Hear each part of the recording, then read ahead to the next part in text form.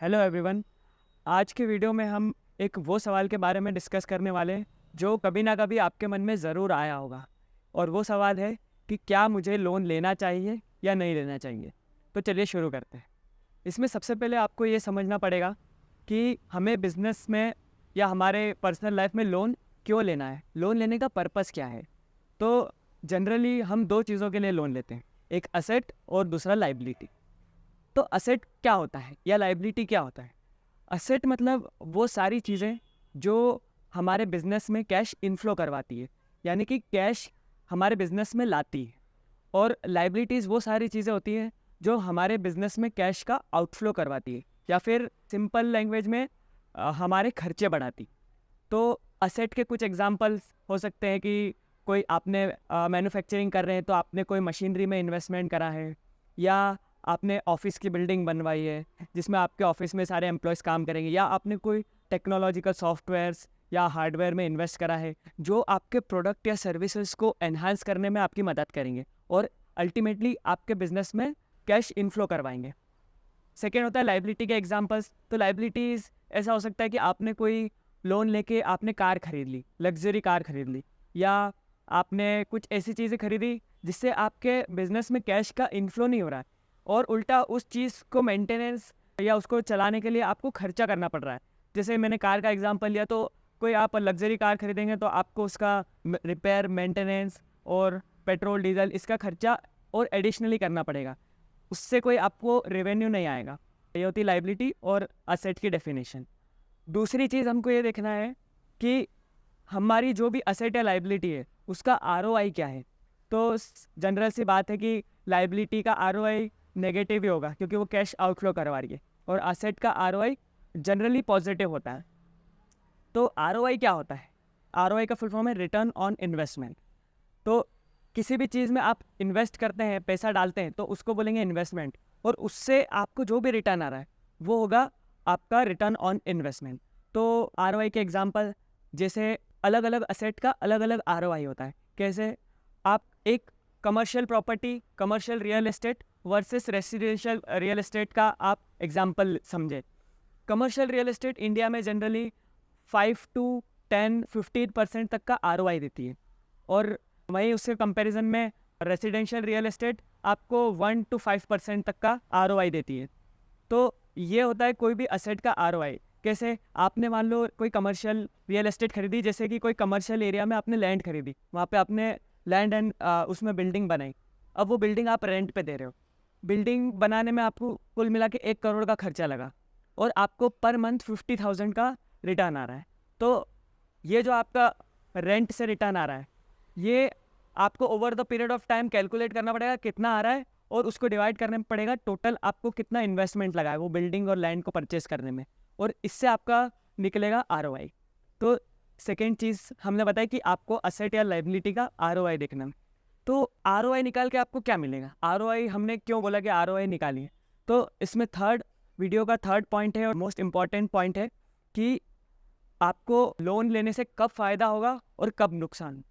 Loan लेना आपके लिए कब प्रॉफिटेबल है या कब लॉस मेकिंग है, ये डायरेक्टली डिपेंड करता है कि आपका आरओआई क्या है। तो सिंपल सा रूल है कि अगर आपका रिटर्न ऑन इन्वेस्टमेंट आपके लोन के रेट ऑफ इंटरेस्ट से ज़्यादा है तो आपको लोन लेना प्रॉफिटेबल है, और अगर आपका रिटर्न ऑन इन्वेस्टमेंट आपके लोन के रेट ऑफ इंटरेस्ट से कम है तो आपको लोन लेना लॉस मेकिंग है। इस केस में आपको लोन नहीं लेना चाहिए। तो आइए इस जनरल रूल को हम एक एग्जाम्पल से समझते हैं। तो हमारे एग्जाम्पल में सबसे पहले हम समझेंगे कि आपने तब लोन लिया है जब आपका आरओआई आपके रेट ऑफ इंटरेस्ट से कम है। तो तब क्या होता है?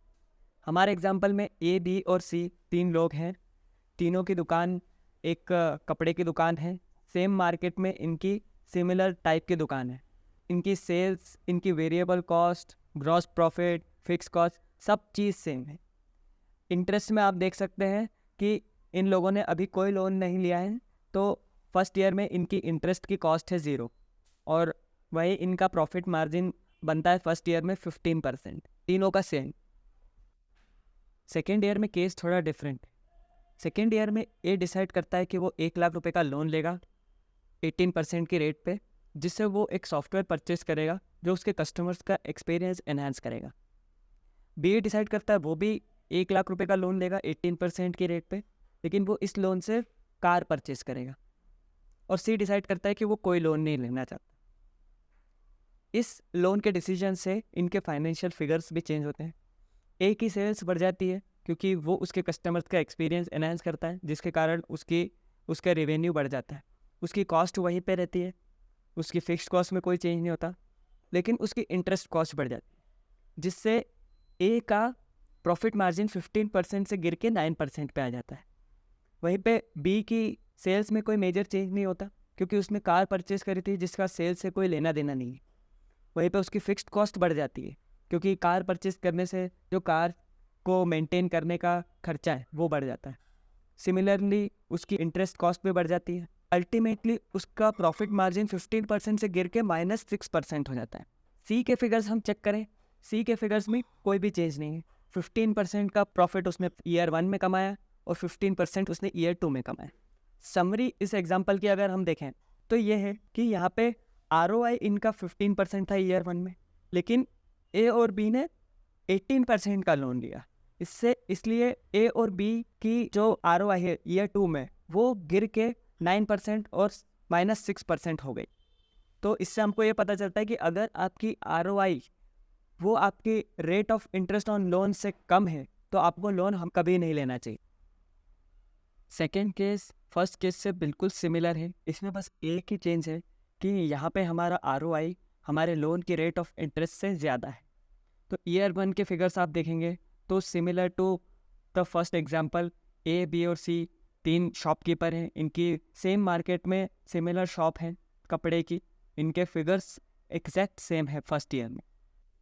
सेकेंड ईयर में फिर से फिगर्स कुछ चेंज होते हैं। ए डिसाइड करता है लोन देने का, लेकिन 18% के बजाय इस बार उसको 8% पे लोन मिल जाता है। वो लोन को सेम पर्पस के लिए यूटिलाइज करता है, purchasing software for enhancing customer satisfaction. दूसरा, बी लोन लेता है 1 लाख रुपए का 8% पे, लेकिन वो लोन लेता है फिर से कार परचेज करने के लिए। और सी इस बार भी डिसाइड करता है कि उसको लोन नहीं लेना है। सेकेंड ईयर के फिगर्स हम देखेंगे तो हमको मिलेगा कि ए की सेल्स बढ़ गई है, सिमिलर प्रोपोर्शन में उसकी वेरिएबल कॉस्ट बढ़ी, फिक्स्ड कॉस्ट उसकी कांस्टेंट है। लेकिन इंटरेस्ट कंपोनेंट आप देखेंगे तो पिछले एग्जाम्पल में उसका इंटरेस्ट था 18,000, इस बार उसका इंटरेस्ट है 8,000। क्यों? क्योंकि इस बार इंटरेस्ट रेट है 8,000। इसी के कारण उसका प्रॉफिट मार्जिन 15% से 16% पे आ गया है ईयर 2 में। उसका प्रॉफिट एब्सोल्यूट टर्म्स में भी बढ़ा है। ईयर 1 में उसका प्रॉफिट 15,000 था, ईयर 2 में ए का प्रॉफिट 25,000 हो गया। वहीं पे बी का एग्जाम्पल लेंगे तो बी की सेल्स कुछ ज़्यादा बढ़ी नहीं, उसकी फिक्स्ड कॉस्ट बढ़ गई क्योंकि उसने कार परचेज करी, उसकी इंटरेस्ट कॉस्ट 8,000 से बढ़ी। यहाँ पे बी को 15% से उसका प्रॉफिट मार्जिन 3% पे आ गया है। उस बी ने लोन लिया लेकिन उसने सही पर्पस के लिए लोन नहीं लिया, उसने लाइबिलिटी के लिए लोन लिया, इसीलिए उसका प्रॉफिट मार्जिन गिर गया है लोन लेने के बाद। सी के केस में हम देखेंगे, सी के केस में कोई चेंज नहीं है, ईयर 1 के figures as it is year 2 में आ गए हैं। सेकेंड एग्जाम्पल से हमको ये सीखने मिलता है कि अगर आपका ROI आपके लोन की रेट ऑफ इंटरेस्ट से ज़्यादा है, जैसे कि यहाँ पे ए के केस में था, और आप असेट परचेज कर रहे हैं जो आपको कैश इनफ्लो देगी, तो आपका प्रॉफिट मार्जिन भी बढ़ेगा और आपका प्रॉफिट एब्सोल्यूट टर्म्स में भी बढ़ेगा। लेकिन आप अगर बी के जैसे लाइबिलिटी में इन्वेस्ट करते हैं, जैसे बी ने कार में इन्वेस्ट करा, तो ना आपका प्रॉफिट एब्सोल्यूट टर्म्स में बढ़ेगा, ना आपका प्रॉफिट परसेंटेज टर्म्स में बढ़ेगा, क्योंकि आपका कैश इनफ्लो नहीं बढ़ रहा है, आपका कैश आउटफ्लो बढ़ रहा है। तो आई होप आपको ये एग्जांपल से ROI और रेट ऑफ इंटरेस्ट के बीच में रिलेशनशिप समझ में आया होगा। अब मैं आपको कुछ ऐसे जनरल पॉइंट्स बताना चाहता हूँ जो आपको लोन लेने से पहले कंसिडर करना चाहिए। तो पहला है कैश फ्लो मैचिंग। तो कैश फ्लो मैचिंग का मतलब ये है कि आप जो भी लोन ले रहे हैं उसका कैश फ्लो और जो भी आप उससे असेट खरीद रहे हैं उसका कैश फ्लो मैच होना चाहिए। एग्जैक्ट मैच तो नहीं होगा, लेकिन फिर भी कुछ हद तक मैच होना चाहिए। तो इसका क्या मतलब है, जैसे हम एग्जांपल से समझते हैं कि टर्म लोन है, आपने कोई टर्म लोन लिया 10 लाख रुपए का एक मशीनरी खरीदने के लिए, अब आपके अकाउंट में पैसे आ गए लोन से, अब उससे आपने असेट खरीद ली, वो मशीनरी अब आपको इस लोन को ईएमआई से पेमेंट करना पड़ेगा हर मंथ। तो आपको ये इंश्योर कर लेना चाहिए कि जो भी आपने मशीनरी खरीदी, उस मशीनरी से जो आपको कैश इनफ्लो होने वाला है वो आपके जो लोन का कैश आउटफ्लो है उससे रफली मैच करना चाहिए। तो आपने मशीनरी खरीदी, मान लो उससे आपको 2 साल बाद कैश का इनफ्लो होने वाला है, और आपने लोन लिया जिससे आपको 6 महीने बाद से ही हर मंथ आपको ईएमआई भरना पड़ेगी, तो ये कैश फ्लो का मिसमैच हो जाएगा। यहाँ पे आपको फाइनेंशियली प्रॉब्लम आ सकती है। दूसरे एग्जांपल से समझते हैं कि आपको रिक्वायरमेंट है वर्किंग कैपिटल की। जैसे कि आप कोई भी गुड्स खरीदते हैं सप्लायर से, वो आपको 30 डेज़ के क्रेडिट पे देता है, और आप जो उसको सेल करते हो आपके बायर्स को, तो वो आप उसको 90 डेज़ के क्रेडिट पे देते हैं। तो यहाँ पे 60 डेज़ का जो विंडो है, इस 60 डेज़ के विंडो के लिए आपको चाहिए लोन। अब इसके लिए आपको लेना चाहिए cash credit limit. Cash credit limit क्या होता है? ये एक तरीके से क्रेडिट कार्ड समझो, कि क्रेडिट कार्ड में क्या होता है, जितनी आप लिमिट यूटिलाइज करेंगे उतना आपको उस पर इंटरेस्ट चार्ज होगा, और जैसे आप उसको अमाउंट पे कर देंगे और लिमिट को वापस से फुल कर देंगे तो आपको इंटरेस्ट चार्ज नहीं होगा। तो अगर आप इस केस में वर्किंग कैपिटल लोन के लिए इसकी जगह आप अगर टर्म लोन ले लेते हैं जिसमें आपको फिक्स्ड इंटरेस्ट हर मंथ आपको चार्ज होगा, तो ये आपके कैश फ्लो का मिसमैच हो जाएगा, और यहाँ पे आपको फिर फाइनेंशियल प्रॉब्लम्स आएंगे। तो दूसरा है टैक्स बेनिफिट ऑफ लोन। आपने बहुत सारी जगह सुना होगा कि लोन लेने से आपको इनकम टैक्स में बेनिफिट होता है। मैं समझाता हूँ आपको कि वो कैसे होगा। तो अगर आपकी बिजनेस इनकम है और आपने लोन ले रखा है, तो उस पे जो इंटरेस्ट लग रहा है वो आपकी बिजनेस इनकम में से डिडक्ट हो जाएगा, और बची हुई इनकम पे ही आपको टैक्स देना पड़ेगा। तो आपको एक सिंपल फार्मूला बताता हूँ जिसको अप्लाई करने से आप कहीं पे भी इजीली आपके टैक्स बेनिफिट निकाल सकते हैं। सपोज आपकी रेट ऑफ इंटरेस्ट है 10% पर ईयर और आपकी टैक्स रेट है 30% पर ईयर, तो actual interest rate after tax benefit निकालने के लिए आपको आपकी लोन की रेट ऑफ इंटरेस्ट में से आपको टैक्स बेनिफिट का कंपोनेंट माइनस करना पड़ेगा। टैक्स बेनिफिट का कंपोनेंट कैसे निकालेंगे? तो जो भी आपकी रेट ऑफ इंटरेस्ट है उसको आपको सिंपली टैक्स रेट से मल्टीप्लाई करना है, और आपकी rate of interest on loan है उससे माइनस करना है। अब आप कमेंट सेक्शन में बताइए कि अगर यहाँ पे आपकी rate of interest on loan 10% की जगह 12% होती, तो आपकी actual interest rate after tax benefit कितनी होगी। थर्ड है कि आपको लोन लेना है या ऐसा कोई भी बड़ा फाइनेंशियल डिसीजन आप आपकी लाइफ में ले रहे हैं, तो आप आपके फाइनेंशियल कंसल्टेंट से पहले कंसल्ट करें और फिर ही ऐसा कुछ मेजर डिसीजन लें। तो ये था हमारा आज का वीडियो ऑन लोन्स। अगर आपको ये वीडियो पसंद आया है तो हमारे वीडियो को लाइक करें, हमारे चैनल को सब्सक्राइब करें, और इस वीडियो को शेयर करें अपने फ्रेंड्स और फैमिली के साथ, ताकि वो भी फाइनेंशियली एजुकेट हो पाएँ।